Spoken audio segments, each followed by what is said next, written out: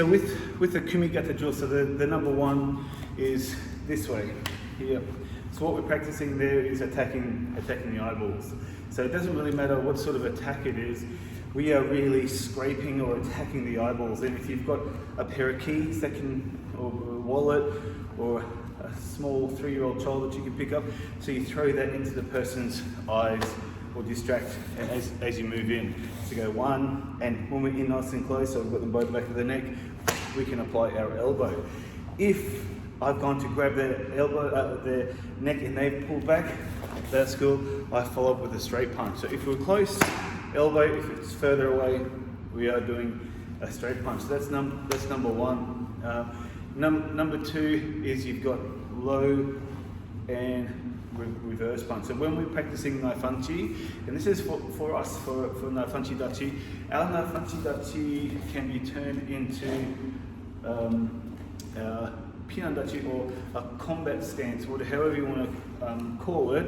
That's what we're practicing. So we're practicing the width, which is the length of our Kumigata, of our Naifanchi Dachi. So when we're practicing this part, we're practicing blocking low and attacking high. So if you turn your body, that is a Gyakuzuki. So when we look at Naifanchi, we don't look at any Oizuki moving, no moving forward. So we don't switch legs. It's only one leg forward for Oizuki. Only one leg forward for Naifanchi. So that's why when we're practicing, it's close quarter this way, because we don't chase the person with that punch. So everything is one side. So it's great in Naifanchi, you're able to practice both sides of the body. So that is number two. So it doesn't matter the attack as long as it's a low attack. So again, these are not self-defense aspects as such. They're more about principles of combat. Somebody attacks low, you block low and attack high. Even if you're doing modern kumite, you punch low, they block low, you attack high. So using the same principle, low and punch, low and high attack. So which leads into the third one as well. So you've got this, you've got this, you've got this, and you've got this. So we use this as which you can, in the kata it's chudan. But don't forget, this kata was primarily designed and changed and altered for children. So when we're practicing chudan, we're practicing blocking jordan, so blocking up to your head. And again, we can use an open hand. This way, in the kata, it's closed and low, probably for the safety of children's fingers, right? Maybe to stop fingers to the eyes and a little bit safer for kids. But once we understand that this is this sort of block, or this jamming action, then we can totally change how we look at the kata. So in the kata it's like 1, 2, 3, and attack. And again, we're using a very similar principle to number two, but this time it's jordan. So you're defending probably against a hook punch in these sorts of days, right? So we are practicing against hook punch, and it can be hook punch, hook punch, hook punch, hook punch, hook punch, or hook punch, hook punch, hook punch, hook punch, hook punch, hook punch. And the minute the person changes to a low attack, bang, we strike low, block low, and strike high. So in the kata, it's this back knuckle strike, but it's the principle. You don't have to do this one. It can be fingers to the eyes, scraping the eyes. It can be any attack towards the face, because they've gone from this to low, and as soon as it's low, I'm attacking high, and all of a sudden I'm now I'm the more of the aggressor.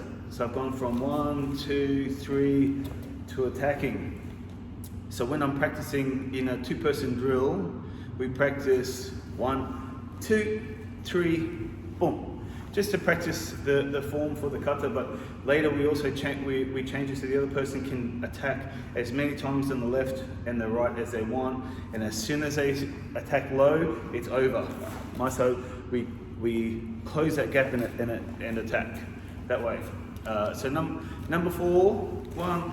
So we're here. It's a little bit hard to see here.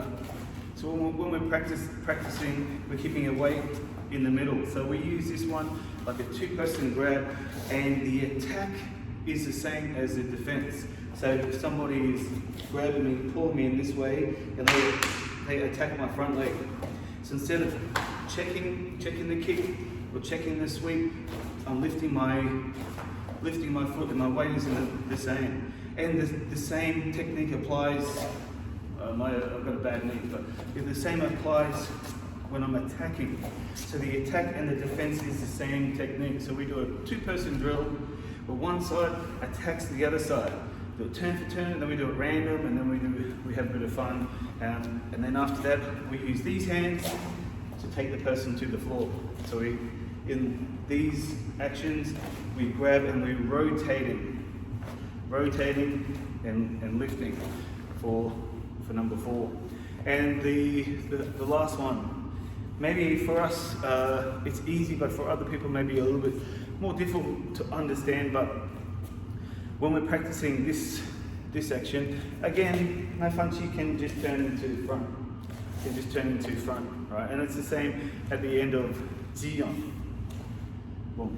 The same, or in sort of short to come this way. But what we're primarily doing is defending our face, our chin, and attacking. So again, it's not really a self-defense application. It's more of a combat. So when we're practicing some of our Kumigata, our Kihon, Ido, the moving forward, we are practicing like this. So we're protecting our chin as we move forward. It's very similar to how boxers do this one, right? But because we don't have big gloves, and I don't want to have my knuckles on my chin, they might knock myself out. But I would rather my hand touching my chin than somebody else's fist touching my chin. So when we're practicing this part, we are remembering this action for when we're practicing our front fist. This way here, bang. So that's primarily what we're doing, and it can be a straight punch, or it can be flicking of the elbow. So if they are left to right hand, for example, so left leg, right leg forward, and they attack with their front hand, we can flick their elbow out and attack their front hand. If we are right leg to right leg, we are protecting our chin if they attack with their front hand, because it's the closest to us. So this way, and the same applies in our kumite. You can even do.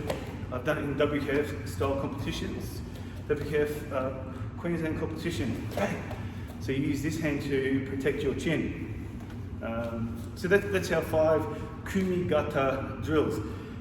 So they're not bunkai as such, but they're drills for us to practice to make the kata a little bit more alive, and it looks just like what we were practicing. And when we put the 5 drills together with the 5 sections of the kata, just makes the kata look a little bit more like I'm practicing something that is self-defense or combat based.